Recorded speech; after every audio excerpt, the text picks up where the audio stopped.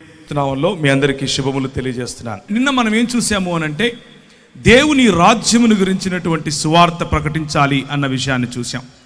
నిన్న మనం ఏం చూసాము అనంటే మన ప్రభువుకు కలిగినటువంటి ప్రత్యక్షత, మన ప్రభు అయినటువంటి యేసు క్రీస్తుకు ఉన్నటువంటి ఈ పరిశుద్ధాత్మ యొక్క అభిషేకము ఏమిటి అనంటే, ఆయన ప్రభువు ఆత్మ నా మీద ఉన్నది, బీదలకు సువార్త ప్రకటించుటకై ఆయన నన్ను అభిషేకించెను, చెరలో ఉన్న వారిని విడుదలకును, గ్రుడ్డి వారికి చూపును కలుగునని ప్రకటించుటకును, నలిగిన వారిని విడిపించుటకును, ప్రభువు హితవత్సరము ప్రకటించుటకును ఆయన నన్ను పంపియున్నాడు అన్న విషయాన్ని మనం చూసాం. అదే దేవుని యొక్క లేకపోతే ప్రభు అయినటువంటి యేసు క్రీస్తు శరీరముగా పిలువబడినటువంటి మనము, ఆయన తల మీద ఆయన మనకు శిరస్సుగా ఉన్నాడు అన్నటువంటి సత్యమును ఎరిగినటువంటి మనము, ఆయనను అభిషేకించినటువంటి పరిశుద్ధాత్ముడు ఏ విశాల దర్శనము కోసం, ఏ విశాలమైనటువంటి దృక్పథం కోసం ఆయనను అభిషేకించాడో అదే అభిషేకపు నూనె, అదే అభిషేక తైలము సహోదరులు ఐక్యత కలిగి ఉండుట ఎంత మేలు, ఎంత మనోహరము. అది అహరోను తల మీద పోయబడి తన గడ్డము మీదుగా కారి తన చొక్కాయి అంచుల వరకు, అంటే మొత్తము శరీరాన్ని నింపేటటువంటి, మొత్తము శరీరాన్ని తడిపేటటువంటి పరిశుద్ధాత్ముని యొక్క అభిషేకమును గురించి మనం మాట్లాడుకుందాం. పరిశుద్ధాత్ముని యొక్క అభిషేకము కారణంగా మన ప్రభు అయినటువంటి యేసుక్రీస్తు తండ్రి కుమార పరిశుద్ధాత్ములుగా తను తాను బయలుపరుచుకున్నటువంటి ఏకదేవుని యొక్క ఈ ప్రణాళికను మనం అర్థం చేసుకునే ప్రయత్నం చేద్దాం. ఆ ప్రణాళికలో నువ్వున్నావు, ఆ ప్రణాళికలో నేను ఉన్నాను. ఆయన శరీరములో భాగముగా మనము ఆయన పనిని, ఆయన మనకిచ్చినటువంటి ఈ బృహత్తరమైనటువంటి కార్యాన్ని, ఆయన రాజ్య స్థాపనను గురించి మాట్లాడుకోబోతున్నాం. ప్రభు అయిన యేసు క్రీస్తు మరి మొట్టమొదటిసారిగా తన పరిచర్యలోనికి రావటానికి ముందు ఇదే లూకా సువార్త 4వ అధ్యాయంలో ఆయన అభిషేకం గురించి మాట్లాడుకున్నాం. ఈ 4వ అధ్యాయంలోనే 4వ వచనం నుంచి కనుక మనం చూసినట్లయితే ఆయన అంటున్నాడు, మొదటి వచనం నుంచి, యేసు పరిశుద్ధాత్మ పూర్ణుడై యోర్దాను నది నుండి తిరిగి వచ్చి 40 దినములు ఆత్మచేత అరణ్యములో నడిపింపబడి అపవాది చేత శోధింపబడెను. ఆ దినములలో ఆయన ఏమీ తినలేదు. అవి తీరిన తరువాత ఆయన ఆకలిగొనగా అపవాది, నీవు దేవుని కుమారుడవైతే రొట్టె అగునట్లు ఆ రాతితో చెప్పుమని ఆయనతో చెప్పెను. అందుకు యేసు, మనుష్యుడు రొట్టె వలన మాత్రమే కాదు జీవించడు అని వ్రాయబడి ఉన్నదని వారికి ప్రత్యుత్తరం ఇచ్చెను. అప్పుడు అపవాది ఆయనను తీసుకొని పోయి భూలోక రాజ్యములన్నిటినీ 1 నిమిషములో ఆయనకు చూపించి, ఈ అధికారమంతయు నీ రాజ్యముల మహిమని నీకిత్తునని అది నాకు అప్పగింపబడి ఉన్నది. అది ఎవనికి నేను ఇవ్వగోరుదునో వానికిత్తును, కాబట్టి నీవు నాకు మ్రొక్కితివా, ఇదంతా నీదగునని ఆయనతో చెప్పెను. నీ దేవుడైన ప్రభువుకు మొక్కి ఆయనను మాత్రమే సేవింపవలను అని వ్రాయబడి ఉన్నదని వాడికి ఉత్తరము ఇచ్చెను. పిమ్మట ఆయనను యెరూషలేమునకు తీసుకుని పోయి దేవాలయ శిఖరమునకు నిలబెట్టి, నీవు దేవుని కుమారుడవైతే అక్కడ నుండి క్రిందికి దూకుము, నిన్ను కాపాడుటకు నిన్ను గూర్చిన తన దూతలకు ఆజ్ఞాపించునని నీ పాదముప్పుడైనను రాతికి తగులకుండా వారు నిన్ను చేతులతో ఎత్తుకొందురు అని వ్రాయబడి ఉన్నదని వాడితో చెప్పాను. అందుకు యేసు, నీ దేవుడైన ప్రభువును శోధింపవలదు అని చెప్పబడి ఉన్నదని వానికి ప్రత్యుత్తరమిచ్చెను. అప్పుడు యేసు ఆత్మ బలముతో గలిలయకు తిరిగి వెళ్ళెను. ఆయనను గూర్చిన సమాచారము ఆ ప్రదేశమందంతటయు వ్యాపించెను. ఆయన అందరి చేత ఘనత నుండి వారి సమాజ మందిరములలో బోధించుచు వచ్చెను. పరిశుద్ధాత్ముడు ప్రభు అయిన యేసుక్రీస్తు యొక్క పరిచర్య, ప్రభు అయిన యేసుక్రీస్తు యొక్క రాజ్య విస్తరణను గురించినటువంటి సువార్త ప్రకటించడానికి ముందు ఆయనకు ఇచ్చినటువంటి తర్బీదు, ఆయనకు ఇచ్చినటువంటి అభిషేకం, ఆయనను నింపినటువంటి తన సన్నిధి, ఆయనకి ఇచ్చినటువంటి ప్రతి రంగములోనూ ఏ విధముగా ఆయన వాక్య బలము చేత సాతానును ఎదిరించాలి, వాక్య బలము చేత సాతాను యొక్క దుర్గములను పడద్రోయాలి, వాక్య బలము చేత ఈ దేవుని రాజ్యమునకు వ్యతిరేకముగా వచ్చే ప్రతి ఆలోచనను చెరపట్టి క్రీస్తు పాదాల దగ్గరికి, అంటే స్వయంగా తన పాదాల దగ్గరికి వాక్య బలము చేత తీసుకుని రావాలి అన్న విషయాన్ని నేర్పిస్తూ చెప్పినటువంటి మాట. మార్కు సువార్త 1వ అధ్యాయం మార్కు సువార్త 1వ అధ్యాయం ఇవే మాటలను అక్కడ మనం చూస్తాం. మరియు నీవు నా ప్రియకుమారుడవు, నీ యందు నేను ఆనందించుచున్నానన్న ఒక శబ్దము ఆకాశం నుండి వచ్చిన వెంటనే పరిశుద్ధాత్మ ఆయనను అరణ్యములోనికి త్రోసికొని పోయెను. ఆయన సాతాను చేత శోధింపబడుచు అరణ్యములో 40 దినములు అడవి మృగములతో నుండెను. మరియు దేవదూతలు అనుదినము ఆయనకు పరిచర్య చేయుచుండిరి. యోహాను చెరపట్టబడిన తరువాత యేసు కాలము సంపూర్ణమయ్యున్నదని, దేవుని రాజ్యము సమీపించియున్నదని మారు మనస్సు పొంది సువార్త నమ్ముడని చెప్పి దేవుని సువార్త ప్రకటించుచు గలిలయకు వచ్చాడు. 2 సందర్భాలలోనూ అదే మాటలు. కానీ లూకా ఒక సందర్భంలో ఇవ్వనటువంటి డీటెయిల్స్, ఇవ్వనటువంటి ఎక్కువ వివరాలు లూకా ఇస్తున్నట్లుగా మనం చూస్తాం. యేసుక్రీస్తు ప్రభువు ఆయన అభిషేకింపబడటానికి, ఆయన చెరలో ఉన్న వారిని విడిపించటానికి, గుడ్డివారికి కన్నులు ఇవ్వటానికి, బీదలకు సువార్త ప్రకటించటానికి, దేవుని రాజ్య సువార్త ప్రకటించటానికి, తన మసీహత్వాన్ని లేకపోతే తన క్రీస్తు తత్వాన్ని ప్రకటించుకోవటానికి వచ్చినట్లుగా దేవుని వాక్యము చెబుతా ఉంది. అయితే చాలాసార్లు ఈ యేసు క్రీస్తును క్రీస్తుగా మనకు పరిచయం చేసినటువంటి, ఈ లోకానికి ఇచ్చినటువంటి తండ్రిని గురించి మనం వింటాం. అలాగే ఈ లోకం కోసం తన ప్రాణాన్ని స్వచ్ఛందంగా పెట్టి స్వచ్ఛందంగా తీసుకున్నటువంటి కుమారుడు, ఆ రాజు గురించి మనం అప్పుడప్పుడు వింటాం.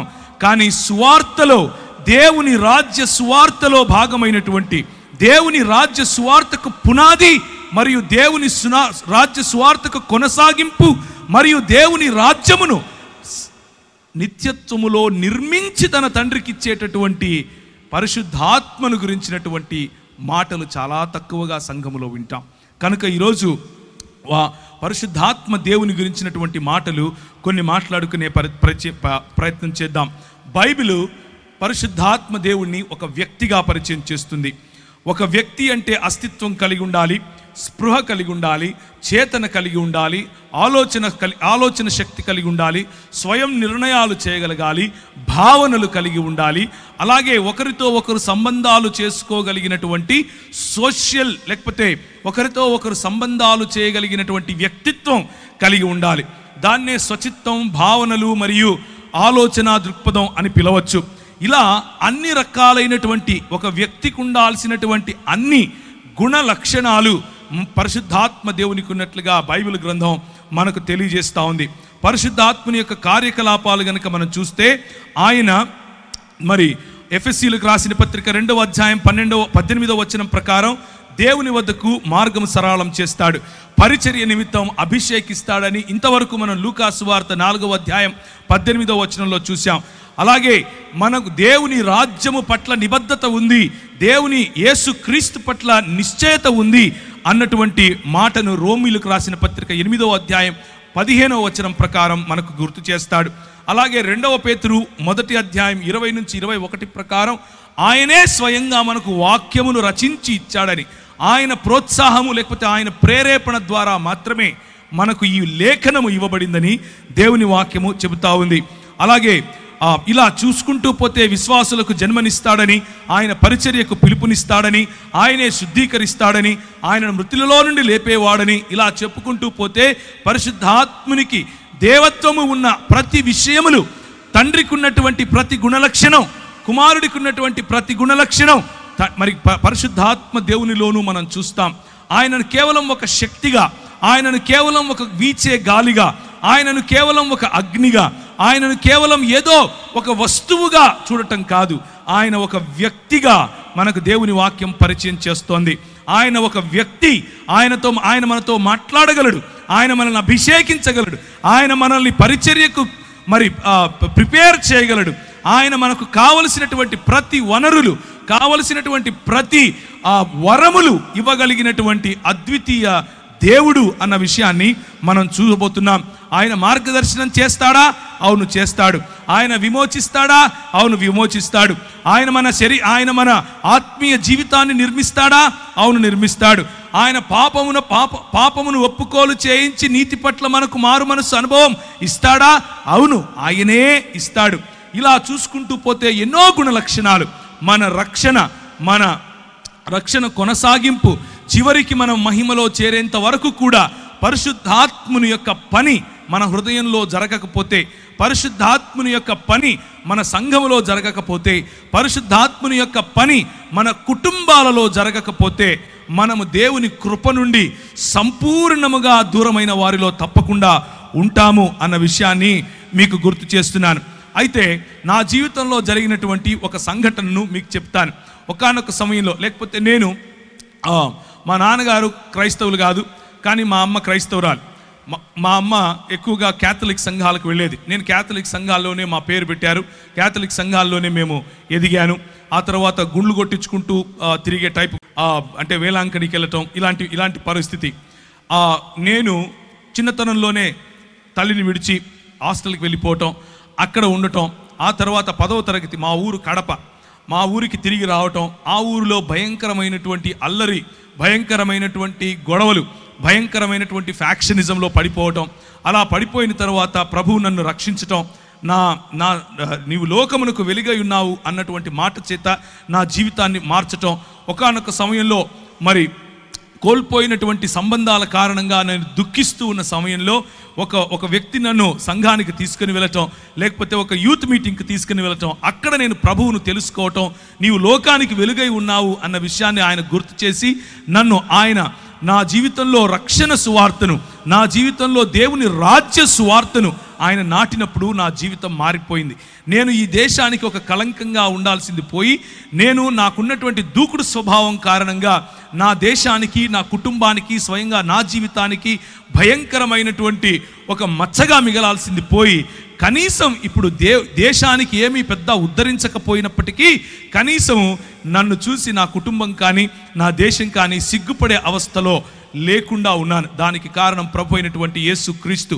అలా నా జీవితాన్ని కొనసాగించే సమయంలో నేను వాడేటటువంటి డ్రగ్స్, నేను తాగేటటువంటి అన్ని లోకంలో ఉన్న ప్రతి గొడవ, లోకంలో ఉన్నటువంటి ప్రతి అలవాటు ఆయన తీసివేశాడు. ఒకానొక సమయంలో నేను ప్రార్థన చేసుకుంటున్నాను.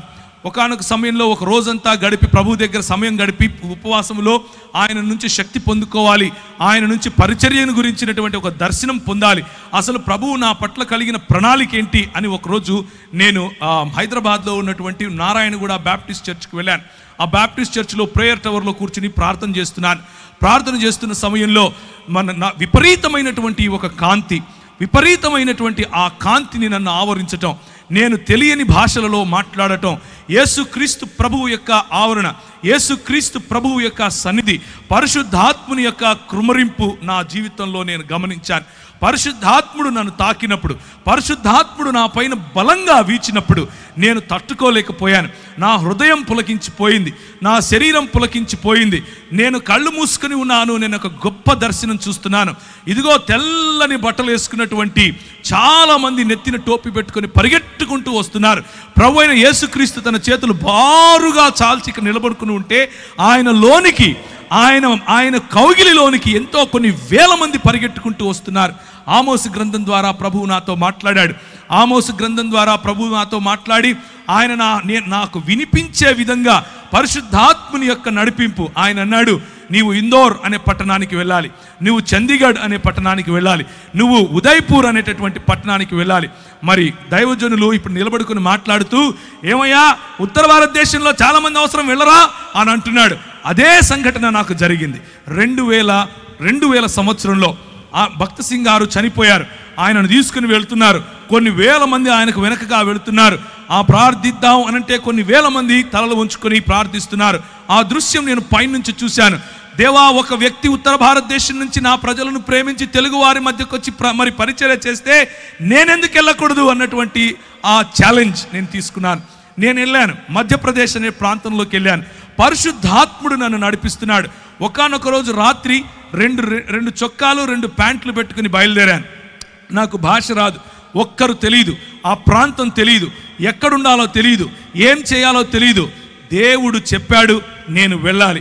పరిశుద్ధాత్ముని యొక్క ప్రిపరేషన్, పరిశుద్ధాత్ముడు నీలో నిన్ను నింపినప్పుడు కేవలము నూనె బుడ్డీలు అమ్ముకునే పాస్టర్గా మారవు నువ్వు. గుర్తుంచుకోండి ఈ విషయం.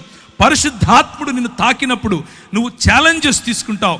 ఇంతవరకు సహోదరుడు ఆజాద్ చెప్పినట్లుగా తన దేవుని ఎరిగిన వారు బలము కలిగి గొప్ప కార్యాలు చేస్తారు, గొప్ప కార్యాలు చేస్తారు. నీ సంఘం పక్కన ఇంకొకడు సంఘం పెట్టే కార్యాలు కావు, గొప్ప కార్యాలు చేస్తారు. ప్రభువు లేని చోట ప్రభువును ప్రకటించడానికి ముందుకొస్తారు. అది చీకటి, భయంకరమైనటువంటి చలి. ఉత్తర భారతదేశంలో మనం ఇక్కడ ఏదైతే ఊపుకుంటున్నామో ఈ సమయంలో అక్కడ చల్లగా ఉంటుంది. అంటే ఇప్పుడు వేడిగానే ఉంటుందిలేండి.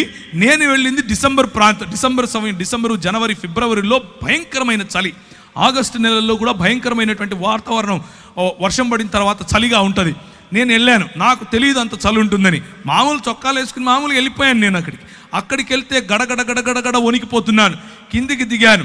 రైల్వే స్టేషన్లో ప్లాట్ఫామ్ మీద 3 రాత్రులు గడిపాను. 3 రాత్రులు ప్రార్థన, ఉదయాన్నే లేయటం, వాక్య పరిచర్యకి వెళ్తాం, ప్రార్థన, ఉదయాన్నే లేయటం. ప్రభు నాకు చెప్తున్నాడు, ఫలానా టెంపో ఎక్కు, ఫలానా చోట దిగు, ఫలానా ఇంటికి వెళ్ళు, ఫలానా వాడితో మాట్లాడు.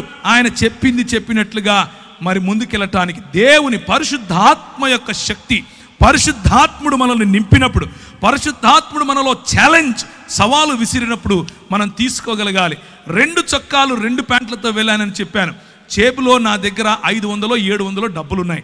ఆ రోజుల్లో 500 అంటే మహా అయితే కూడా ఒక 10 రోజులు మనం ఉండొచ్చు. ఈ రోజుల్లో 500 అంటే అర రోజే ఉంటాం, అది మీకు తెలిసిన విషయమే. అయితే నేను వెళ్ళాను. ఒకరోజు రాత్రి నా దగ్గర డబ్బులు కూడా అయిపోతున్నాయి. ప్రభువు రాత్రి నాకు ఒక దర్శనం చూపించాడు. ఒక ఇల్లు, దానిపైన జూలాగర్ అని రాసుంది. జూలాగర్ అంటే ఇంట్లో పిల్లలు పెట్టుకోవటానికి ఉండేటటువంటి ప్రదేశం. ఆ ఇల్లు నాకు కనిపించింది. లోపల ఒక రూమ్ చూపించాడు. ఒక చైరు, ఒక బల్ల, దాని మీద ఒక గ్లాసు, దాంట్లో అంటే చెంబు, దాంట్లో నీరు, ఒక కాట్ అంటే ఒక మంచం. ఆ మంచం మీద మంచి పరుపు, గల్లగా ఉండేటటువంటి ఒక బెడ్షీట్. ఇది నాకు కనిపించింది. రాత్రి ఆ దర్శనం చూశాను.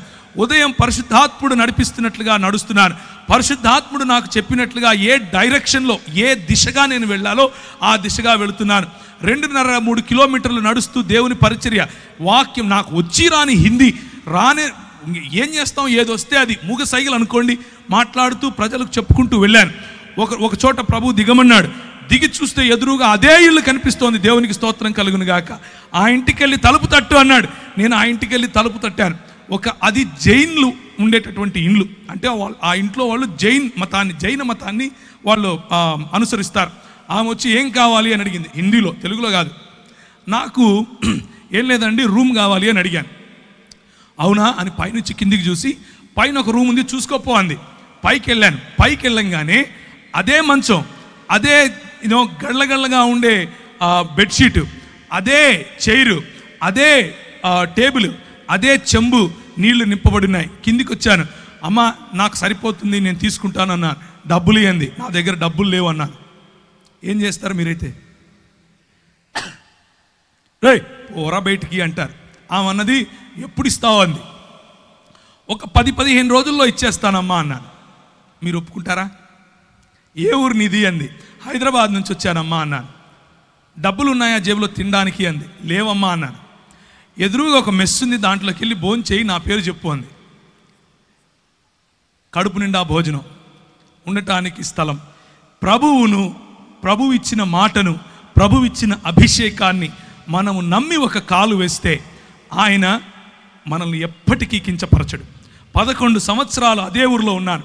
11 సంవత్సరాలు భీలు, బిలాల, కోయ, గోండు ఇలాంటి వాళ్ళు, బారేలా, తెలియని భాషలు, నాకు తెలియని భాషలు, నేను ఎప్పుడూ వినని భాషలు, నాకు హిందీయే రాదనుకుంటే అక్కడ ఎన్నో ట్రైబల్ భాషలు, అన్ని భాషల్లో దేవుని వాక్యం పరిచర్య చేశాను. భాషల వరము ప్రభు ఇస్తాడు. దేవునికి స్తోత్రం కలుగును గాక. భాషల వరం ఇస్తాడు. చేతులు వేసి ప్రార్థించినప్పుడు స్వస్థతలు చేస్తాడు. ఇవన్నీ ఎప్పుడు చేస్తాడంటే, ఇక్కడ మగపిల్లలు పుట్టడం కోసం ప్రార్థన చేస్తాను అని మా ఊర్లో ఒక ఆయన బోర్డు పెట్టాడు, హైదరాబాద్లో. అట్లా బోర్డు పెట్టుకొని యేసు ప్రభువును అమ్ముకునే పరిచర్య కాదు, యేసు ప్రభువును నమ్ముకునే పరిచర్య. దేవునికి స్తోత్రం కలుగును గాక. యేసు క్రీస్తు రాజ్యమును ప్రకటించే పరిచర్య. నేను వెళ్ళాను. నాకు అప్పుడు కరెక్ట్గా ఇప్పుడు నాకు 21 సంవత్సరం, ఊరు తెలియదు, ఏం తెలియదు. అదే ఊరిలో 11 సంవత్సరాలు. నేను 2011లో తిరిగి హైదరాబాద్కు తిరిగి వచ్చాను. నేను వెళ్ళేటప్పుడు ఎడ్వర్డ్ అన్న నాకు తెలుసు, నేను వచ్చిన తర్వాత ఎడ్వర్డ్ అన్న నాకు తెలుసు. కానీ అక్కడ ఉన్న 11 సంవత్సరాలలో ప్రభువు నన్ను వాడుకున్నటువంటి పద్ధతి, అక్కడ ఉన్న 11 సంవత్సరాల్లో నా చదువును ఆశీర్వదించాడు. నేను MBA ఇన్ ఇంటర్నేషనల్ బిజినెస్ అన్న కోర్స్ చదివాను. చదివిన తర్వాత ఎన్నో దేశాలు నన్ను ప్రభువు తిప్పాడు. తిరిగిన అన్ని దేశాల్లో ప్రభు పరిచర్యలో వాడుకున్నాడు. అంత మాత్రమే కాదు, ఈ చెప్పిన తెగలు ట్రైబల్ మధ్య ప్రభువు వాడుకున్నాడు. అన్నిటికంటే ముఖ్యంగా నాకు చూపించిన దర్శనం, ముస్లిముల మధ్య నీతో వాడుకుంటాను అని చెప్పాడు. ముస్లిముల మధ్య వాడుకున్నాడు. నేను వెళ్ళినప్పుడు 6 మంది, ఒక్క వ్యక్తి ప్రభువుని నమ్ముకోవటానికి 5 ఏండ్లు పట్టింది. ఆ తర్వాత 6 మంది 6 సంవత్సరాలు నాతో వాగ్వివాదం చేస్తూ వచ్చారు. నువ్వేంది, నువ్వు కథ ఏంది, నేను చూసుకుంటామన్నారు. RSS వాళ్ళు, VHP వాళ్ళు నాకు ఈమెయిల్ రాసేవాళ్ళు. నువ్వు ఏ మార్గం గుండా వెళ్తున్నావో మాకు తెలుసు, నువ్వు ఎట్లొస్తావో మాకు తెలుసు, నువ్వు ఎప్పుడు ఇంటికి చేరకుండా ఎప్పుడు సస్తావో కూడా నీకు తెలియకుండా చేస్తాం అని అనేవారు. ఇలాంటి పరిస్థితులు. అక్కడ నువ్వు వెళ్ళి సాక్షి జీవితం అనంటే ఏంటి అనంటే, అక్కడ నువ్వు వెళ్ళి క్రైస్తవుడిని అని చెప్పుకుంటే చాలు తన్నుతారు. క్రైస్తవుడిని అని చెప్పుకుంటే చాలు చెప్పుతో కొడతారు. అలాంటి పరిస్థితులు. కానీ స్టెఫెనును ఆశీర్వదించినట్లుగా, స్టెఫెనుకు వాక్ చాతుర్యం ఇచ్చినట్లుగా, స్టెఫెనులో వాక్ ప్రభావం ఇచ్చినట్లుగా, స్టెఫెనును ఏ విధముగా జ్ఞానముతోనూ కృపతోనూ ప్రభువు నింపాడో అలా యవ్వనస్తులను నింపగలడు.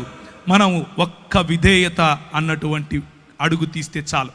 నా జీవితం ఆ రోజు పరిశుద్ధాత్ముని యొక్క తాకిడితో మారిపోయింది. పరిశుద్ధాత్ముడు నా జీవితంలో తెలియని అగ్నిని రగిలింపజేశాడు. పరిశుద్ధాత్ముడు నా జీవితంలో ఇచ్చిన ఛాలెంజెస్, నేను వెళుతూ ఉంటే నాకు అన్ని బెడ్స్ ఆఫ్ రోజెస్ అందరూ వచ్చి కాళ్ళ మీద పడిపోయి పైసలు ఇచ్చేసి ఏమో చేశారు అనుకున్నారా? కాదు. అడుగడుగు నా ఛాలెంజెస్, అడుగడుగు నా బలహీనతలు, అడుగడుగు నా తెలియనటువంటి నేను ఎలా చేయాలి ఇప్పుడు అన్నటువంటి పరిస్థితి. కానీ ప్రభువు నమ్మకస్తుడు. ప్రభువు మనల్ని విడిచిపెట్టాడు. పిలిచిన పరిశుద్ధాత్ముడు మనల్ని విడిచిపెట్టాడు. మనల్ని అభిషేకించిన పరిశుద్ధాత్ముడు ఎక్కడెక్కడ నీకు ఏ పరీక్షలు పెడుతున్నాడో ఆ పరీక్ష ఉత్తీర్ణుడైనటువంటి మరుక్షణం తన ప్రత్యక్షతనిస్తాడు. ఒకానొక రోజు కృంగిపోయాను, భయంకరంగా కృంగిపోయాను. ఏం చేయాలి ప్రభువా? ఎలా నాకు డ్రై లైఫ్, మొత్తం ఎడారి అనుభవం, ఏమీ లేదు, ఖాళీ అయిపోయాను. నేను ఏం చేయాలి ఇప్పుడు అంటూ మోటార్ సైకిల్ నడుపుకుంటూ వస్తున్నాను. ఒక పెద్ద హోర్డింగ్ రాసి ఉంది, అడ్వర్టైజ్మెంట్. అందులో అంటే ఒక న్యూస్ పేపర్ వాళ్ళ అడ్వర్టైజ్మెంట్ అనమాట. అందులో ఉంది ఎక్స్పాండ్ యువర్ హరైజన్స్ అని ఇంగ్లీష్లో రాశారు. అంటే నీ సరిహద్దులు విశాలపరచుము అన్నటువంటి మాట. ఇది ఎక్కడో విన్నానే అని అనుకున్నాను. న్యూస్ పేపర్ వాడు బైబిల్ చెప్తున్నాడు ఏంటి, అది కూడా మధ్యప్రదేశ్లో, అది కూడా క్రైస్తవులం అంటే భయంకరమైనటువంటి వివక్ష. అలాంటి చోట ఇంత పెద్ద హోర్డింగ్ ఎవరు పెట్టారు? ఇంటికెళ్ళి ఎక్కడుంది ఆ వాక్యం అని చూశాను. ఎబ్బేజు చేసిన ప్రార్థనను ప్రభువు చూపించాడు. నా సరిహద్దులను విశాలపరచుము అని ఆయన చేసినటువంటి ప్రార్థన నాలో ఒక అగ్నిని తిరిగి ప్రభు ఇవ్వటానికి ఆ వాక్యం సహాయపడింది. నేను ఎందుకు ఈ మాటలు చెప్తున్నాను అనంటే, పరిశుద్ధాత్ముడు రియల్, పరిశుద్ధాత్ముడు నిజమైనటువంటి దేవుడు. పరిశుద్ధాత్ముడు మనతో మాట్లాడగలడు. పరిశుద్ధాత్ముడు మనల్ని తాకగలడు. పరిశుద్ధాత్ముడు మనకు శక్తినివ్వగలడు. కొంతమంది పరిశుద్ధాత్ముని పేరట చేసే గారడీల కోసం మీరు ఆయనను నిజమైన దేవుణ్ణి మర్చిపోకండి. కొంతమంది చేసే గారడీల కారణంగా పరిశుద్ధాత్ముని వెక్కిరింపులకు పాలవుతున్నాడు. కానీ నిజానికి ఆయన నీతిని న్యాయమును జరిగించు దేవుని రాజ్య స్థాపనకు నిన్ను వాడుకోగలడు. ఒకానొక రోజు 2003 నుంచి 2005 ప్రాంతాల్లో రాజస్థాన్ మరియు మధ్యప్రదేశ్ బార్డర్స్లో కొన్ని ఊర్లు ఉన్నాయి. నీమచ్, మందసౌర్ అనే ఊర్లు. ఆ ఊర్లలోకి మమ్మల్ని ప్రభువు నడిపించాడు. అక్కడ ఉన్నటువంటి అతి ప్రాముఖ్యమైన సమస్య ఏమిటి అని అంటే, ప్రజలు వాళ్ళ ఇంట్లో ఆడపిల్ల పుడితే చాలా సంతోషిస్తారు, గంతులు వేస్తారు, నాట్యాలు చేస్తారు. ఎందుకబ్బా అని అనుకుంటే, దేవి పుట్టింది, మా ఇంట్లో దేవి పుట్టింది అని అంటారు. ఏంటి ఇంతకు దేవి పుట్టింది అంటున్నారు? ఇంతకు మంచి సంస్కృతి ఎక్కడి నుంచి వచ్చింది వీళ్ళకి మన దేశంలో అని అనుకున్నాం. కానీ నిజమేంట్రా అని చూస్తే, ఆ అమ్మాయి 12 ఏళ్ళు వచ్చిన తరువాత, మొట్టమొదటిసారి పుష్పవతి అయిన తరువాత వాళ్ళ సొంత నాన్న, వాళ్ళ సొంత అన్న పోయి వీళ్ళ మధ్యలో పింపులుగా పనిచేసి, అంటే బడవలుగా పనిచేసి ప్రజలను, కస్టమర్లను పట్టుకొస్తారు ఈ అమ్మాయికి. ఇది ఆ సంస్కృతి, ఈ విష సంస్కృతి. ఏంటి ఈ విష సంస్కృతి అని అంటే, నువ్వు ఈ కులంలో పుట్టావు, నీ పనే నీ ఒళ్ళు అమ్ముకోవటం, 12 ఏళ్ళు దాటంగానే నీ ఒళ్ళు అమ్ముకొని తీరాలి అని చెప్పి నేర్పించినటువంటి సంస్కృతి. ఆ సంస్కృతిలో మేము అక్కడ ఉన్నటువంటి గవర్నమెంట్ అధికారుల దగ్గరికి వెళ్ళాం కొంతమందిని కలిసి. అయ్యా, మరి ఇలాంటి బాచడా మరియు బేడియా అనే సమాజాలు ఉన్నాయి, వారి మధ్య వెలుగు లేదు, వారి మధ్య విద్య లేదు, వారి మధ్య పడుపు వృత్తి ఉంది, తెలియనటువంటి రోగాలు, సెక్షువలీ ట్రాన్స్మిటింగ్ డిసీజెస్ ఎన్నో వస్తున్నాయి, ఎలా చెయ్యాలయ్యా అని అంటే ఆయన అంటాడు, అది వారి కర్మ. ఏంటది? కర్మ. నీకెందుకయ్యా? ఏ దేశం నుంచి వచ్చావు నువ్వు? ఏ రాష్ట్రం నుంచి వచ్చావు నువ్వు? వాళ్ళకు నిధులు మేమెందుకు ఇవ్వాలి? అది వాళ్ళ వృత్తయ్యా, వాళ్ళు సంపాదించి ట్యాక్సులు కడతారు మాకు అంటాడు. ప్రభువా, ఏం చేయాలి? పరిశుద్ధాత్ముని శక్తి, పరిశుద్ధాత్ముని బలం ప్రభుత్వాలతో కూడా మాట్లాడటానికి మనకు శక్తినిస్తుంది. ఆ 2003లో చూసినటువంటి ఆ సన్నివేశం మా మనసులో నిండిపోయింది. మేమందరం కలిసి ఒక ప్రణాళిక తీసుకొని వచ్చాం. ఈరోజు 2019కి వేలకు పైగా ఆ బాంచడా సమాజానికి చెందిన వారు, చదువుకున్న వారు ఉన్నారు. వేలకు పైగా పడుపు వృత్తిని వదిలేసిన వారు. వారి మధ్యలో స్కూళ్ళు స్థాపించాం, వారి మధ్యలో ఆలయాలు స్థాపించాం, వారికి పరిశుద్ధాత్మ దేవుణ్ణి పరిచయం చేశాం. పరిశుద్ధాత్మ దేవుడు కొంతమందికి అయితే వారిలో ఉన్న భయంకరమైన రోగాలు, నువ్వు సస్తావు, నువ్వు బ్రతకవు అని డాక్టర్లు చెప్తే చెయ్యి వేసి ప్రార్థన చేస్తే ప్రభు వారిని లేపాడు. స్త్రీలు, చిన్నపిల్లలు వెళ్ళి ప్రార్థన చేస్తే వారికి స్వస్థత. ఇలాంటివి ఎన్నో కార్యాలు పరిశుద్ధాత్మ దేవుడు బోర్డు పెట్టుకొని అమ్ముకోవాల్సిన అవసరత లేకుండా చేయగలిగినటువంటి గొప్ప దేవుడు పరిశుద్ధాత్మ దేవుడు. ఆయన 3 రకాలుగా ప్రభు అయిన యేసు క్రీస్తుకు మరి అపవాది చేసినటువంటి పరీక్షలో గెలవటానికి అధికారం, లేకపోతే గెలవటానికి సామర్థ్యాన్ని ఇచ్చాడు. మొట్టమొదటిది వాక్యపరమైనటువంటి ఆన్సర్ ఏమిటి అని అంటే, నీకున్న ఆధారం ఏంటి? నాకున్న ఆధారం భోజనం. నీకున్న ఆధారం ఏంటి? భౌతికపరమైనటువంటి ఆశీర్వాదం. భౌతికంగా నీకు రొట్టెలిస్తాను, భౌతికంగా నీకు ఇల్లిస్తాను, భౌతికంగా నీకు కావలసిన ప్రతి అక్కర తీరుస్తాను, నీ అక్కర్లన్నీ తీర్చడానికి నేను ఆధారంగా ఉంటాను, నువ్వు వస్తావా అని యేసుక్రీస్తు ప్రభువును శోధిస్తే, ప్రభువు పరిశుద్ధాత్ముని శక్తి, పరిశుద్ధాత్ముని తోడు కారణంగా ఆయన అంటాడు, నా ఆధారం దేవుడు మాత్రమే. నీ రొట్టెలతో నేను బ్రతకను, దేవుని నోట నుంచి వెలువడే ప్రతి వాక్యము చేత నేను బ్రతుకుతాను. దేవునికి స్తోత్రం కలుగును గాక. I will defeat you with the power of the Holy Spirit. I will defeat you with the power of the word of God. దేవుని యొక్క వాక్యపు శక్తి చేత, దేవుని యొక్క పరిశుద్ధాత్ముని శక్తి చేత నీ ఆధారాన్ని నేను తీసి పారేస్తాను, ఎందుకంటే నా ఆధారం దేవుడు అని చెప్పాడు. రెండవ పరీక్ష యేసు ప్రభువుకు పెట్టినది ఏమిటి అని అంటే ఆరాధన అన్నటువంటి పరీక్ష. ఆరాధన అన్నటువంటి పరీక్షను కూడా ప్రభు అయిన యేసు క్రీస్తు అనంటే అంకిత భావం ఎవరికి చూపిస్తావు నువ్వు? నాకు మొక్కు చాలు అని అన్నాడు. ప్రభు అంటాడు, నా అంకిత భావం నా తండ్రి అయినటువంటి దేవునికి మాత్రమే నేను ఇస్తాను, నేను ఆయనకు మాత్రమే ఇస్తాను, నేను ఆయన మాత్రమే అనుసరిస్తాను. దేవుని వాక్యపు శక్తి, పరిశుద్ధాత్ముని యొక్క శక్తి అపవాదిని ఓడగొట్టింది. ఆయనకిచ్చినటువంటి మూడవ పరీక్ష ఏమిటి అని అంటే అధికారం. నీకు నేను అధికారం ఇస్తాను, ఇదిగో చూడు సర్వ ప్రపంచము నా దగ్గరే ఉంది, ఈ ప్రపంచం పైన నేనే అధికారిని, నీకు ఈ అధికారం ఇచ్చేస్తాను, నువ్వు నా దగ్గరికి రా.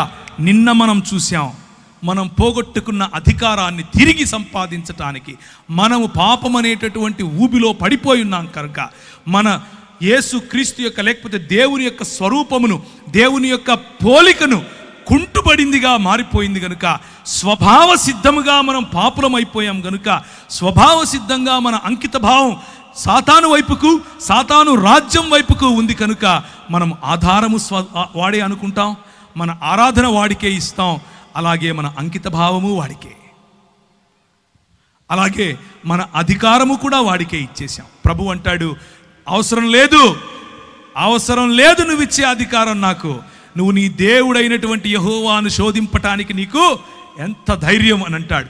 అధికారం నాది, నేను అధికారం తిరిగి తీసుకోవటానికే వచ్చాను, నేను నా రాజ్యమును స్థాపించటానికే వచ్చాను.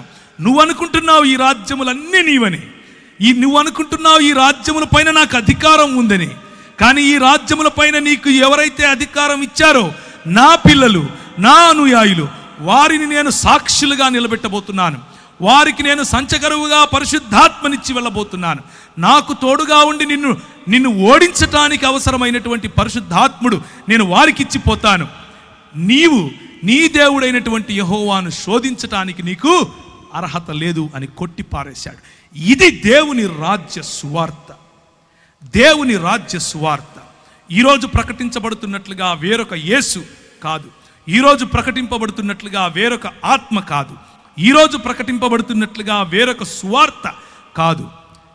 మనము నమ్మేటటువంటి యేసు రాజైన యేసు, మనము నమ్మేటటువంటి యేసు రాజులకు రాజైన యేసు, మనము నమ్మేటటువంటి యేసు ప్రభువులకు ప్రభు అయిన యేసు, మనము నమ్మేటటువంటి యేసు దేవుళ్లకు దేవుడైనటువంటి దేవుడు.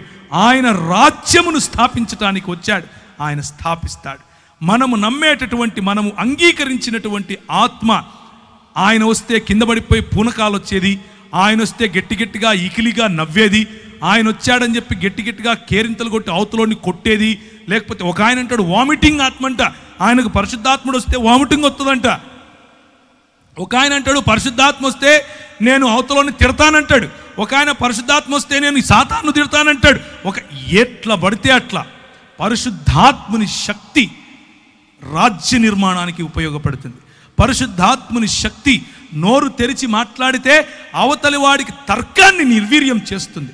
పరిశుద్ధాత్ముని శక్తి చేయుంచి ప్రార్థించకపోయినా చేతులు ఉంచితే చాలు స్వస్థత తీసుకొస్తుంది. పరిశుద్ధాత్ముని శక్తి యేసుక్రీస్తు యొక్క వర్చస్సును, యేసుక్రీస్తు యొక్క రాచరికాన్ని చాటుతుంది. పరిశుద్ధాత్ముని శక్తి ఈ లోకములో ఉన్నటువంటి, ఈ లోకనాథుడైనటువంటి అపవాది యొక్క క్రియలను లయపరుస్తుంది. పరిశుద్ధాత్ముని శక్తి మనకు స్వస్థతతో పాటు బుద్ధిని తీసుకొస్తుంది. పరిశుద్ధాత్ముని శక్తి గవర్నెన్స్ తీసుకొస్తుంది. పరిశుద్ధాత్ముని శక్తి అడ్మినిస్ట్రేషన్ నేర్పిస్తుంది. పరిశుద్ధాత్ముని శక్తి కేవలం చెక్క భజన నేర్పించదు. మనం ప్రకటిస్తున్నట్లుగా అప్పుడప్పుడు సంఘాల్లో టీవీలకెక్కి ప్రకటిస్తూ ఉంటారు. ఈ రోజుల్లో పరిశుద్ధాత్ముని శక్తిని అవహేళన పరచటం. మేము ప్రకటించినటువంటి వేరొక సువార్త ఏంటి? నువ్వు ఆయన దగ్గరికి వస్తే చచ్చిపోతే పరలోకం పోతావు, నువ్వు ఆయన దగ్గరికి వస్తే నేను చేయించుతాను, నీకు కొడుకు పుడతాడు, నువ్వు ఆయన దగ్గరికి వస్తే నీకు పెండ్లైపోతుంది, నువ్వు ఆయన దగ్గరికి వస్తే ఇంకేవేవో నోటికొచ్చింది. కానీ యేసుక్రీస్తే స్వయంగా ప్రకటించినటువంటి సువార్త మనం ఇంతవరకు చూసాం. మార్కు సువార్తలో ఆయన దేవుని రాజ్యం అన్నటువంటి సువార్తను ప్రకటించాడు. మతం కట్టడం కాదు. నన్ను సాక్షిగా ఉండటానికి ఉత్తర భారతదేశంకు వెళ్ళమన్నాడు. ఇంతకు సాక్షిగా ఉండాలంటే ఏం చేయాలి ప్రభువా అని ప్రార్థించాను. ప్రభువా, సాక్షిగా ఉండటం అంటే ఏంటి? సాక్షిగా ఉండటం అంటే మైకులు ఎత్తుకొని మాట్లాడడం మాత్రమేనా? సాక్షిగా ఉండడం అంటే ప్రభువు నన్ను ఆశీర్వదించి కొడుకు పుట్టించాడని చెప్పటమేనా? సాక్షిగా ఉండటం అంటే ఇదిగో నేను చచ్చిపోతూ ఉండే నన్ను లేపాడని చెప్పటమేనా? సాక్షిగా ఉండటం అంటే ఏంటి ప్రభువా, నాకు అర్థం వచ్చేలా చెప్పు అని అన్నాడు. నాకు మత్తయి సువార్త 28వ అధ్యాయం ఆఖరి వచనాలు చదువుతారా? మత్తయి సువార్త 28వ అధ్యాయం. కనుక మీరు సర్వలోకమునకు వెళ్ళి 16 నుంచి సమస్త జనులను 18 నుంచి చదువుదామా? అయితే యేసు వారి యొద్దకు వచ్చి, పరలోకమందును భూమి మీదను నాకు సర్వాధికారము ఇవ్వబడి ఉన్నది కాబట్టి మీరు వెళ్ళి సమస్త జనులను శిష్యులనుగా చేయుడి, తండ్రి యొక్కయు కుమారుని యొక్కయు పరిశుద్ధాత్మ యొక్కయు నామములోనికి వారికి బాప్తిసమిచ్చుచు నేను మీకు ఏ ఏ సంగతులను ఆజ్ఞాపించి తినో వాటన్నిటినీ గైకొనవలనని వారికి బోధించుడి. ఇదిగో నేను యుగ సమాప్తి వరకు సదాకాలము మీతో కూడా ఉన్నాను. అధికారము నాది, పరలోకములో అధికారం నాది, భూలోకములో అధికారం నాది, నీ పైన అధికారం నాది, నీ హృదయంలో నేను ఇప్పుడు రాజును. నువ్వు వెళ్ళు. ఎలా వెళ్ళాలి? ప్రతినిధిగా వెళ్ళాలి. నువ్వు మాట్లాడింది నేను మాట్లాడినట్లుంటుంది, నువ్వు చేయి పెడితే నేను చేయి పెట్టినట్లుగా ఉంటుంది, నువ్వు పలికితే నేను పలికినట్లుగా ఉండాలి, నీ ప్రవర్తన నా ప్రవర్తనలాగా ఉండాలి. నీ సాక్ష్యం అంటే నోరు తెరిచి ఒక మాట చెప్పి బయట జీవితంలో ఇంకొక జీవితం కాదు సోదరులారా. సాక్ష్యముగా జీవించటం, సాక్షిగా జీవించటం అనంటే ఆయన పరిచర్యను కేవలము మతపరమైనటువంటి 4 గోడల మధ్య మాత్రమే పెట్టడం కాదు ప్రియులారా. సాక్షి జీవితం అనంటే నీ వ్యాపారం ఆయనది, సాక్షి జీవితం అనంటే నీ రాజకీయం ఆయనది, సాక్షి జీవితం అనంటే నీ అడ్మినిస్ట్రేషన్ ఆయనది, సాక్షి జీవితం అంటే నీ కుటుంబం ఆయనది, సాక్షి జీవితం అనంటే నువ్వు ఏ ఏ రంగములో, ప్రభుత్వ రంగమైనా, వ్యాపార రంగమైనా, ప్రైవేట్ రంగమైనా, మీడియా రంగమైనా, ఏ రంగంలో నువ్వు పనిచేసినా ఆయన నాకు ప్రభువు, ఆయన ప్రతినిధిగా నేను ఇక్కడున్నాను. ఆయన కొరకు నేను సంఘ స్థాపన, ఆయన కొరకు నేను రాజ్య స్థాపన చేయటానికి ఉన్నాను అన్నటువంటి దృక్పథము కలిగి ఉండటం. అందుకనే ఆయన అంటాడు, జనములను ఏం చేయాలి? శిష్యులనుగా చేయాలి. జనములను అన్న చోట దేశములను, సంస్కృతులను, జన సమూహాలను అని కూడా తర్జుమా చేయొచ్చు. గ్రీకులో వాడినటువంటి పదము ఎత్నే అన్నటువంటి పదం, ఆ పదాన్ని అలా కూడా తర్జుమా చేయొచ్చు. మన పిలుపు ఒక దానియేలు పిలుపు, మన పిలుపు ఒక నెహెమ్యా పిలుపు, మన పిలుపు ఒక దావీదు పిలుపు, మన పిలుపు ఒక ఎస్తేరుకి ఇవ్వబడినటువంటి పిలుపు. మన పిలుపు కేవలము చెక్కభజన చేసే పిలుపు కాదు. మన పిలుపు కేవలం మతంలో ఉండటం కాదు. మన పిలుపు వాడి చేతి పని యందు నిపుణత గలవాడిని చూచితివా, వాడు అల్పుల ఎదుట కాదు రాజుల ఎదుట నిలబడును అని దేవుని వాక్యం చెబుతా ఉంది. ఆ పిలుపులో మనం ఉన్నాం అన్న విషయాన్ని జ్ఞాపకం చేసుకోండి. అపోస్తలుల కార్యములు మొదటి అధ్యాయం, అపోస్తలుల కార్యము మొదటి అధ్యాయం. ఆయన శ్రమపడిన తరువాత 40 దినముల వరకు వారికి అగపడుచు ఏం చెప్పాడు? మీరు ఒక మతం కట్టండి, మీరు వెళ్ళి చెక్క భజన చేయండి, మీతో పాటు నేను కూడా భజన చేస్తాను అన్నాడా? అది మన ఆత్మీయ జీవితంలో భాగం, కానీ అది మాత్రమే ఆత్మీయ జీవితం కాదు. ఆయన ఏమన్నాడు? దేవుని రాజ్య విషయములను గూర్చి బోధించుచు అనేక ప్రమాణములను చూపి వారికి తన్ను తాను సజీవునిగా కనపరుచుకుని దేవుని రాజ్యమును గురించినటువంటి విషయాలు. రాజ్యములో రాజు ఉంటాడు, రాజ్యములో సైన్యం ఉంటుంది, రాజ్యములో రాజుకు ప్రతినిధులు ఉంటారు, రాజ్యములో వనరుల వితరణ ఉంటుంది, రాజ్యములో వనరుల కేంద్రీకరణ ఉంటుంది, రాజ్యములో ఎకనామిక్స్ ఉంటాయి, రాజ్యములో సోషల్ సైన్సెస్ ఉంటాయి. ఏ విధంగా సామాజికంగా మనం ప్రజలను అట్టడుగునున్న వారిని బయటికి తీసుకొని రావాలి అన్న ఆలోచనలు ఉంటాయి. రాజ్యములో విద్య, వైద్య, ఆరోగ్య రంగాలు ఉంటాయి, రాజ్యములో మీడియా ఉంటుంది. ప్రతి ఒక్క విషయము, ఒక జన సమూహానికి చెందిన ప్రతి ఒక్క విషయము రాజ్యములను గురించినటువంటి, దేవుని రాజ్యమును గురించినటువంటి విషయాలు వారికి ప్రభువు చెప్పాడు. ఆ తరువాత ఆయన వారిని కలుసుకొని ఇలాగు ఆజ్ఞాపించెను, మీరు యెరూషలేములో నుండి వెళ్ళక నా వలన వినిన తండ్రి యొక్క వాగ్దానము కొరకు కనిపెట్టుడి. యోహాను నీళ్లతో బాప్తిసమిచ్చను గాని కొద్ది దినములలో మీరు పరిశుద్ధాత్మలో బాప్తిసము పొందెదరు. ఈ రాజ్య స్థాపన పరిశుద్ధాత్మునితో మాత్రమే జరుగుతుంది. ఈ రాజ్య స్థాపన పరిశుద్ధాత్ముని గ్రహించి, పరిశుద్ధాత్ముని పొందుకొని, పరిశుద్ధాత్ముని యొక్క శక్తిలో జీవిస్తేనే జరుగుతుంది. మన సొంత శక్తికి చేత కాదు, మన సొంత ఆలోచనలకు చేత కాదు, మన సొంత జ్ఞానముతో నిర్మించలేం. పరిశుద్ధాత్ముడు దిగి రావాలి, పరిశుద్ధాత్ముడు దిగి వస్తాడు. కాబట్టి వారు కూడి వచ్చినప్పుడు, ప్రభువా ఈ కాలమందు ఇశ్రాయేలుకు రాజ్యమును మరలా అనుగ్రహిస్తావా? ఇంకా మనోళ్ళు ఏం ఆలోచిస్తున్నారు? రాజ్యం అంటే మాకు ఇంకా ఇశ్రాయేల్ రాజ్యం అనుకుంటున్నారు, రాజ్యం అంటే ఇంకా 4 గోడల మధ్య అనుకుంటున్నారు, రాజ్యం అంటే ఇంకా భౌతికం అనుకుంటున్నారు. ప్రభు అంటాడు, ఎందుకయ్యా తొందరపడతారు? మీరు అనుకున్న రాజ్యం వేరు, నేను చెప్పే రాజ్యం వేరు.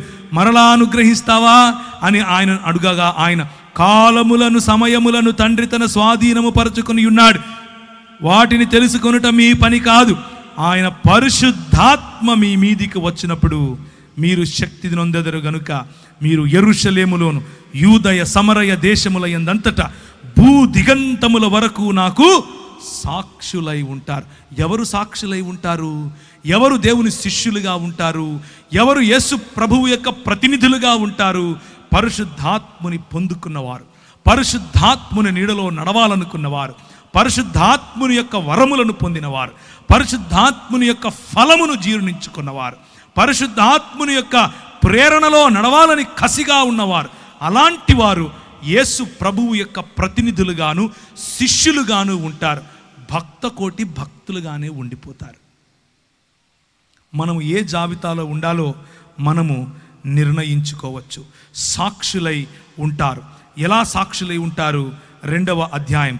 అప్పుడు వేగముగా వీచు బలమైన గాలి వంటి ఒక ధ్వని, 2వ వచనం, ఆకాశము నుండి అకస్మాత్తుగా వారు కూర్చుండి ఉన్న ఇల్లంతయు నిండెను, మరియు అగ్నిజ్వాలల వంటి నాలుకలు విభాగింపబడినట్లుగా వారికి కనబడి వారిలో ఒక్కొక్కరి మీద వ్రాలగా అందరూ పరిశుద్ధాత్మతో నిండిన వారై ఆ ఆత్మ వారికి వాక్శక్తిని అనుగ్రహించిన కొలది అన్య భాషలలో మాట్లాడసాగిరి.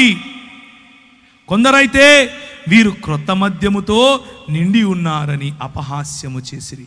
ప్రేమైనటువంటి దేవుని సంఘమా, పరిశుద్ధాత్ముని యొక్క తాకిడి, పరిశుద్ధాత్ముని దిగి వచ్చినప్పుడు, ప్రజలు మన జీవితాల్లో జరిగేటటువంటి కార్యాలు చూసినప్పుడు, మన వాక్ శక్తిని చూసినప్పుడు, మన జీవితాల్లో కలిగినటువంటి పరిశుద్ధత పట్ల కసిని చూసినప్పుడు, మన జీవితాల్లో న్యాయం పట్ల మనకు వచ్చినటువంటి ఆ మక్కువను చూసినప్పుడు, కనికరాన్ని ప్రేమించాలి అన్నటువంటి విలువలు చూసినప్పుడు, అయ్యో అట్టడుగున ఉన్నాడే వీడు కుష్ఠరోగి, వీడిని కాల్చేద్దాం, లేకపోతే ఇసుక తెన్నుల్లో తీసుకెళ్ళి పూడ్చేద్దాం, వీడిని తాకొద్దు, వీడి వల్ల కష్టం అని అనుకున్నప్పుడు పరిశుద్ధాత్ముని యొక్క నింపుదల, పరిశుద్ధాత్ముని యొక్క ప్రేరణ. ఒక విలియం కేరీ గారికి వాడిని హత్తుకోమని చెప్పింది. ఒక గ్రాహం స్టెయిన్స్ గారికి వాడిని ఎత్తుకొని ఇంటికి వెళ్ళమని చెప్పింది. తీసుకుని వెళ్ళారు. పరిశుద్ధాత్ముని యొక్క శక్తి కుష్ఠరోగాన్ని సైతం జయించగలదు. కేవలము చేయి ఉంచి ప్రార్థించటమే కాదు, చేత్తో అన్నం పెట్టగలదు, వాడి పుండ్లను తుడవగలదు, వాడి కట్లు కట్టగలదు.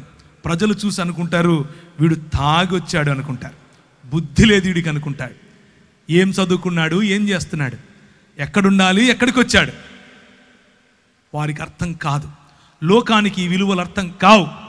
లోకానికి ఈ విలువలు ఎందుకు అర్థం కావు అనంటే, అన్నీ విడిచి సంపాదన మీద పడురా, లోకాన్ని దేశాన్ని దోచుకోరా అని లోకం నేర్పిస్తే, నీ సంపదను విడిచి, నీ వనరులను వితరీకరించి, నీ వనరులను వికేంద్రీకరించి, నీ వనరులను పంచిపెట్టి నీ ప్రజలను ప్రేమించు అని ప్రభువు చెప్తాడు.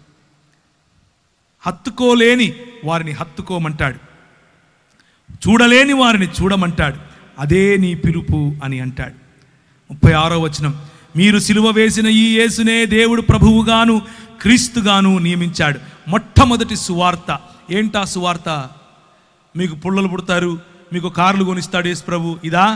కాదు. ప్రభువుగా దేవుడు నిర్ణయించాడు, ప్రభువుగా దేవుడు ప్రకటించాడు, ప్రభువుగా క్రీస్తుగా దేవుడు నియమించాడు. ఇది సువార్త. ఆ రోజు ఏం జరిగింది? అనేక మహత్కార్యములు, సూచక క్రియలు. 41వ అధ్యాయం. అప్పుడు ప్రతి వానికి భయము కలిగెను, మరియు అనేక మహత్కార్యములను సూచక క్రియలను అపోస్తలుల ద్వారా జరిగెను. విశ్వసించు వారందరూ ఏకముగా కూడి సువార్త జరిగిన చోట దేవుని రాజ్యము స్థాపింపబడుతుంది. ఆ దినమున 3000కు పైగా ఆ దినమున ప్రభువును పొందారు.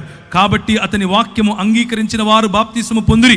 ఆ దినమున ఇంచుమించు 3000 మంది చేర్చబడ్డారు. ఒక్కసారిగా 3000 మంది బాప్తిసము పొంది దేవుని రాజ్య స్థాపనగా ఆనాడు పరిశుద్ధాత్ముడు దిగి వచ్చిన కారణంగా, పరిశుద్ధాత్ముని యొక్క శక్తి చేత మాట్లాడిన మాటల కారణంగా 3000 మంది దేవుని రాజ్యములో భాగస్థులైపోయారు.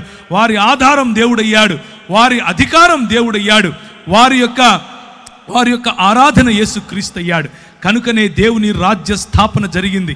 దేవుని రాజ్య స్థాపన జరిగినప్పుడు వారికి వచ్చినటువంటి ప్రేరణ ఏంటి? దేవుని రాజ్య స్థాపనలో మీ ఇల్లు కొల్లగొట్టింది మా ఇంట్లో పెట్టుకుంటాను, నా దగ్గరకు వచ్చి ఫోటో తీసుకొని 10,000 ఇవ్వండి, నా ప్రోగ్రాంకి 20,000 ఇవ్వండి, నీకు లైట్లు పెట్టుకొని అడుక్కుంటాను, మీ గొలుసులు వేయండి, మీ ఉంగరాలు వేయండి. ఇదా వాళ్ళు చేసింది? కాదు. చూడండి ఏం చేశారు. అపోస్తలుల ద్వారా జరిగింది. ఏం జరిగింది?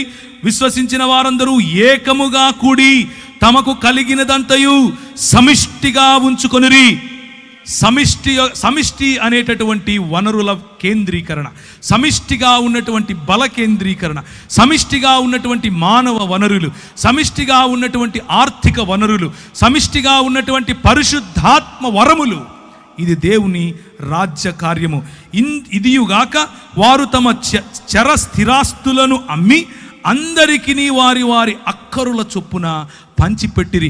దేవుని రాజ్యములో ఉండేటువంటి విలువలు ఏంటంటే, మనవి అమ్మి పంచి పెడతాం. అవతలి వాడికి అవసరతను బట్టి, అవతలి వాడి అక్కరును బట్టి నాకున్నంతలో అవతలి వాడికి ఇస్తాం. నాకు ఈ అని అడుక్కునే బతుకు కాదు దేవుని రాజ్య విస్తరణ అంటే. దేవుని రాజ్య విస్తరణ అంటే పోగేసుకోవటం కాదు, పోగేసిన దాన్ని పంచిపెట్టడం. దేవుని రాజ్య విస్తరణ అంటే ప్రజలకు ఆశీర్వాదకరంగా ఉండటం. పరిశుద్ధాత్ముని తాకిడి అనంటే ప్రజలను నీ తాకిడి చేత, పరిశుద్ధాత్మకు పరిచయం చేయటం, ఆనందముతో నిష్కల్మషమైన హృదయముతో ఆహారము పుచ్చుకొనుచు మరియు ప్రభువు రక్షణ పొందుచున్న వారిని అనుదినము వారితో చేర్చుచుండెను. పరిశుద్ధాత్ముని పని ఏంటి అని అంటే, అనుదినము ప్రజలు మనల్ని చూసినప్పుడు ఇదిగో దేవుని రాజ్యం అని గుర్తిస్తారు. మతం కడితే దూరం పోతారు. దేవుని రాజ్యం కడితే ఇది దేవుని రాజ్యం అని గుర్తిస్తారు. అప్పుడు విశ్వసించిన వారు అపోస్తలుల బోధ యందును, సహవాసమందును, రొట్టె విరుచుట యందును, ప్రార్థన యందును ఎడతెగక ఉండటం మర్చిపోలేదు. దేవుని రాజ్యములో మంచి బోధ ఉంటుంది. దేవుని రాజ్యములో యేసు ప్రభువును గురించిన బోధ ఉంటుంది.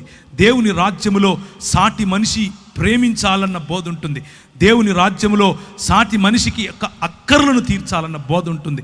దేవుని రాజ్యంలో సాటి మనిషికి యేసు క్రీస్తు ప్రాణం ఎలా పెట్టాడు, నేను నీ కోసం ప్రాణం ఎలా పెట్టగలను అన్న బోధ ఉంటుంది. ఆ బోధ అనుసారమైనటువంటి సహవాసం ఉంటుంది. ఆ సహవాసానుసారమైనటువంటి రొట్టె విరవటం ఉంటుంది. అందరికీ భోజనం, అందరికీ సామ్యవాదం, అందరికీ బట్ట, అందరికీ ఇల్లు, అందరికీ సౌఖ్యం, అందరికీ ప్రభువు యొక్క పిలుపు. అందరూ మరి ఆయన సంఘములో ప్రభువు ఇచ్చినటువంటి వనరులను తీసుకొని సంతోషముగా ఆయన కొరకు జీవించాలన్నటువంటి ఆశ కలిగి ఉండే రాజ్యము దేవుని రాజ్యము. అందుకనే పరిశుద్ధాత్ముడు మనల్ని నానా విధములైనటువంటి, 1 కొరింథీయులకు రాసిన పత్రిక 12వ అధ్యాయం, నానా విధములైనటువంటి కార్యములను కలవు గాని అందరిలోనూ అన్నిటినీ జరిగించు దేవుడు ఒక్కడే. ఆయన అందరి ప్రయోజనము కొరకు ప్రతివానికి ఆత్మ ప్రత్యక్షత అనుగ్రహింపబడుచున్నది. ఎలయనగా ఒకనికి ఆత్మ మూలముగా బుద్ధివాక్యము, మరి ఒకనికి ఆత్మను అనుసరించు జ్ఞానవాక్యము, మరి ఒకనికి ఆత్మ నుండే విశ్వాసము, మరి ఒకనికి ఒక్క ఆత్మ వలననే స్వస్థపరచు వరము, మరి ఒకనికి అద్భుత కార్యములు చేయు శక్తి, మరి ఒకనికి ప్రవచన వరము, మరి ఒకనికి ఆత్మల వివేచన, మరి ఒకనికి నానావిధ భాషలను మరి ఒకనికి భాషలకు అర్థము చెప్పు శక్తియు అనుగ్రహింపబడి ఉన్నది. ఇదంతా మనం తీసుకొచ్చి ఏం చేశాం? మతంలో పెట్టేశాం. ఆ భాషలు మాట్లాడతాను నేను, కానీ ఎక్కడ? కేవలము సంఘములోనే. ఏ గవర్నమెంట్ ఉద్యోగం చేస్తూ భాషలు మాట్లాడవా?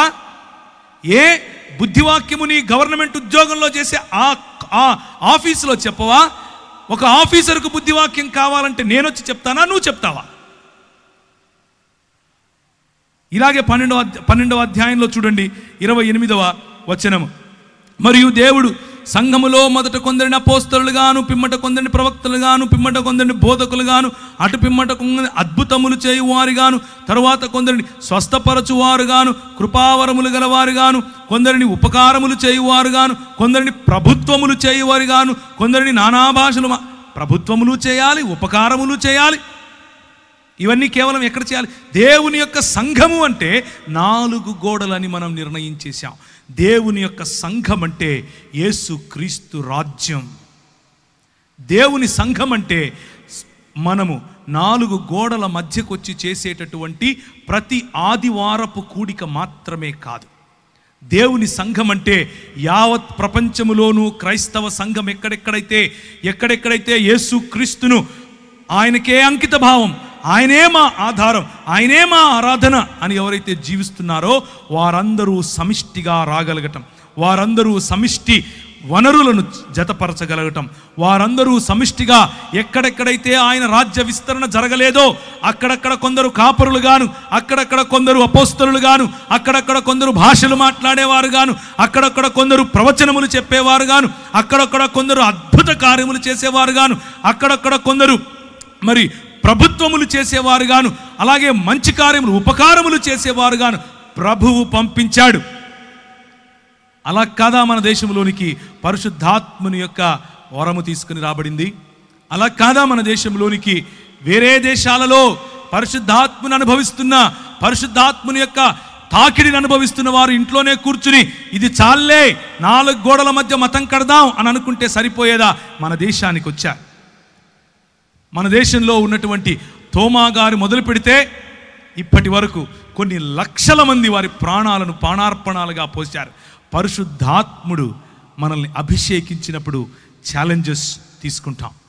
పరిశుద్ధాత్ముడు మనల్ని అభిషేకించినప్పుడు కేవలము మన టాలెంట్స్ 4 గోడల మధ్య కాదు, సంత వీధులలో చాటుతాం, రాజుల ఎదుట చాటుతాం.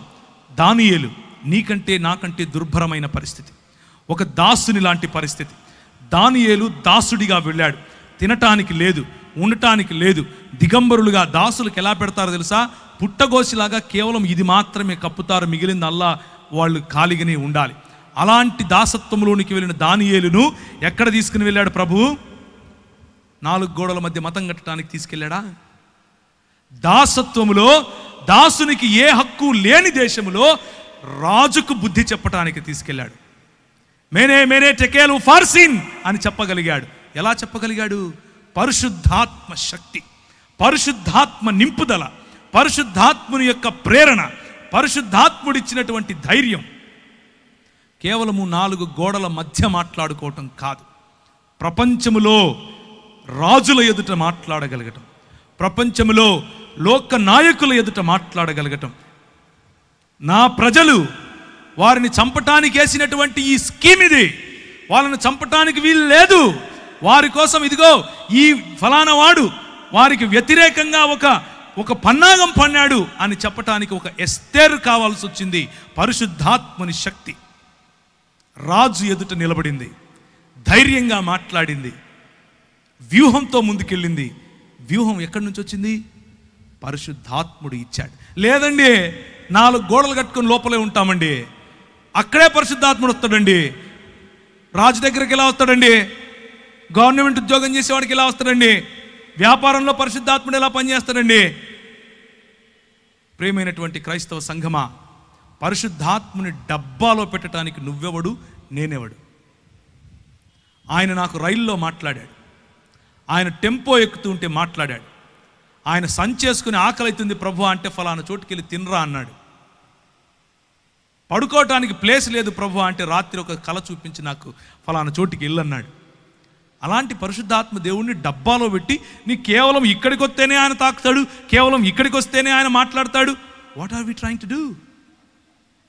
పరిశుద్ధాత్ముడు దేవుడు, ఆయన తాకిడి బలంగా ఉంటుంది.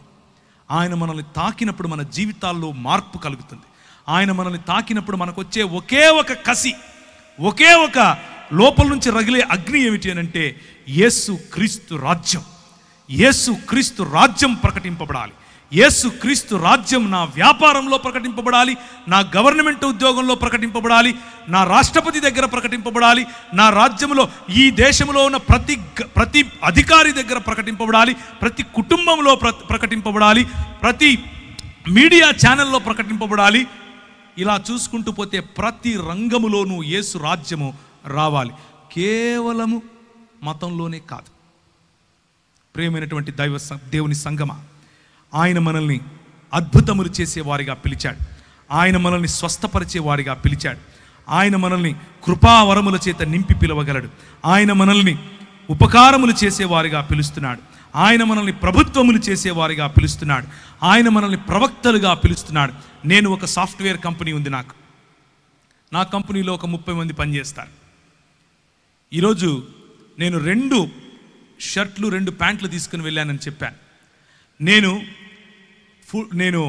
100% నా సాఫ్ట్వేర్ కంపెనీకి ఉదయాన్నే నేను బ్యాగ్ వేసుకుని వెళ్తూ ఉంటే నా భార్య అంటుంది, చర్చికి వెళ్తున్నావా, వెళ్ళరా అంటది. ఆరాధనకి వెళ్తున్నావా, మంచిగా వెళ్ళరా, మంచిగా ఆరాధన చెయ్యి అని చెప్తుంది. నేను వెళ్ళి పని చేసే నా సాఫ్ట్వేర్ కంపెనీ కూడా దేవుని రాజ్యములో ఉపయోగపడాలి. దేవుని రాజ్యము అది. దానికి ప్రభువు దేవుడై ఉండాలి, దానికి ప్రభువు క్రీస్తై ఉండాలి. మేము నడిపించే సాఫ్ట్వేర్ కంపెనీలో దేవుని రాజ్య విలువలు కనిపించాలి. మాకందరికీ యేసు ప్రభువే బాస్ అయి ఉండాలి. నా క్యాబిన్లో ఒక పెద్దది రాసి పెట్టాను, మా అధికారి ఒక యూదుడైనటువంటి కార్పెంటరు అని. ఒక ఇంగ్లీష్లో ఉంటుంది, my boss is a Jewish carpenter అని. అది పెట్టాము అక్కడ. ఎందుకు అని అంటే నేను అధికారి కాదు, దేవుడు అధికారి.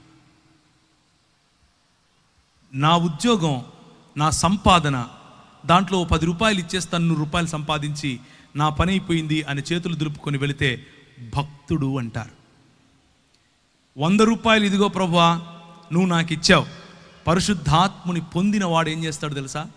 దేవుని రాజ్యం కోసం ప్రతి పైసా ఖర్చు పెడతాడు. తన కుటుంబముతో సహా ప్రతి చోట దేవుని రాజ్యాన్ని చూస్తాడు. నా కారు నీది, నా ఇల్లు నీది, నా జీవితము నీది, నా శరీరము నీది, నా మనస్సు నీది, సంపూర్ణముగా పానార్పణముగా పోయబడతాను.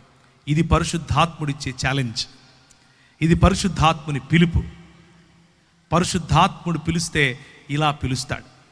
కేవలం గెంతులేసి చప్పట్లు కొట్టేసి ఇంటికి వెళ్ళిపోయి మతంలో బతుకుతాను అని అనుకుంటే all the best to you brother, చాలా సంతోషం, భక్తుడిగా ఉండిపో, నిన్నెవరు కదిలించక్కర్లేదు. కానీ పరిశుద్ధాత్ముడు కదిలిస్తే ఏం చేస్తాడో తెలుసా? ఒక స్టెఫెనును లేపుతాడు. పరిశుద్ధాత్ముడు కదిలిస్తే ఏం చేస్తాడో తెలుసా? ఒక పౌలును లేపుతాడు. పరిశుద్ధాత్ముడు కదిలిస్తే ఒక శీలను లేపుతాడు. పరిశుద్ధాత్ముడు కదిలిస్తే ఒక తిమోతిని లేపుతాడు. పరిశుద్ధాత్ముడు కదిలిస్తే ఒక తీతును లేపుతాడు. ప్రతి ఒక్కరూ వారి జీవితాన్ని పానార్పణాలుగా పోశారు. నేను మాత్రం మతంలోనే ఉంటానని అనుకుంటే all the best, all the best brother. కనుక సంఘ స్థాపన, అడ్మినిస్ట్రేషన్, నెహెమ్యా దేవుని రాజ్య నిర్మాణములో ఎవరితో మాట్లాడాడు? కేవలము సినగోగుల్లోకి వెళ్ళి కూర్చుని పరిశుద్ధాత్మని అభిషేకం వచ్చేసిందని చెప్పేసి ప్రార్థన చేసుకుని ఇంటికి వచ్చేసాడా? నో. పరిశుద్ధాత్మని తాకిడి, పరిశుద్ధాత్మని యొక్క శక్తి, పరిశుద్ధాత్మని ఆయన పొందిన తరువాత, పరిశుద్ధాత్ముడు ఆయనలో పనిచేసిన తర్వాత ఆత్మవశుడై రాజుతో మాట్లాడాడు. తాకీదులు తీసుకుని బయలుదేరాడు. అరబ్బులు ఆయన దగ్గరికి వచ్చినప్పుడు సన్బల్లుటు ఆయనను చూసి అరబ్బులతో కూడి సన్బల్లుటుతో సహా ఆయనను మాక్ చేసినప్పుడు, ఆయనను నిందించినప్పుడు ఒక చేత ఖడ్గం పట్టాడు, ఇంకొక చేత తాపి పట్టాడు. దేవునికి స్తోత్రం కలుగునుగాక. నువ్వు చేసే పని దేవుని రాజ్యము నిర్మించాలి. నీ ఆలోచన దేవుని రాజ్యాన్ని నిర్మించాలి. నీ దృక్పథాలు దేవుని రాజ్య నిర్మాణం చేయాలి. ఒక నెహెమ్యా మనకు కావాలి, ఒక దానియేలు మనకు కావాలి, ఒక ఎస్తేరు మనకు కావాలి, ఒక స్టెఫెను మనకు కావాలి, మనకు ఒక ఎజ్రా కూడా కావాలి. ఎజ్రా కేవలము వాక్య పరిచర్య చేశాడు, పనిగా చేశాడు, పరిచర్యగా చేశాడు, కసితో చేశాడు. అలాంటి వారు మనకు కావాలి. ఆ దైవజనులు మనల్ని ఆశీర్వదించాలి, ఆ దైవజనులు మనకు ముందు నడిపించాలి. కానీ అంత మాత్రం సరిపోతుందా? వారు కావాలి, దానియేళ్ళు కావాలి, నెహెమ్యాలు కావాలి, రాజరికము చేసేటటువంటి దావీదులు కావాలి, రాజులకు కైసరు ఎదుట నేను మాట్లాడాలి, ఇదే నా జీవిత లక్ష్యం అని చెప్పుకున్నటువంటి పౌలు కావాలి, స్టెఫెనులు కావాలి. దేవుని రాజ్య విస్తరణ ప్రతి రంగంలో జరగాలి. అది పరిశుద్ధాత్ముని యొక్క తాకిడి, పరిశుద్ధాత్ముని యొక్క కృమ్మరింపు, పరిశుద్ధాత్ముని యొక్క ప్రభావంతో మాత్రమే మనం చేయగలుగుతాం. దయచేసి తలలు ఉంచండి, దేవుని వైపుకు చూద్దాం.